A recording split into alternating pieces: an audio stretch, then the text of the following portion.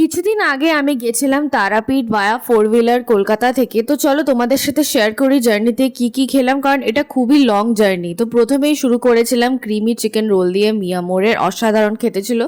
Scenery দেখতে দেখতে সকাল 10টার সময় আবার খিদে পেয়ে যায়, তখন মিয়ামোরেরই চিকেন স্যান্ডউইচ আর একটা কলা খেয়ে থাকি।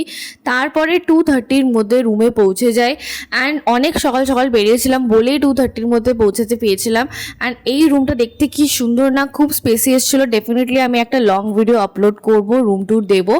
তারপরে দুপুরবেলা হোটেল থেকেই লাঞ্চ করেছিলাম ভেজ পোলাও আর চিকেন কষা। ভেজ পোলাওটা পুরো ঘিয়ে ভরা ছিল আর ভেজিস ভর্তি ছিল, দারুণ ছিল।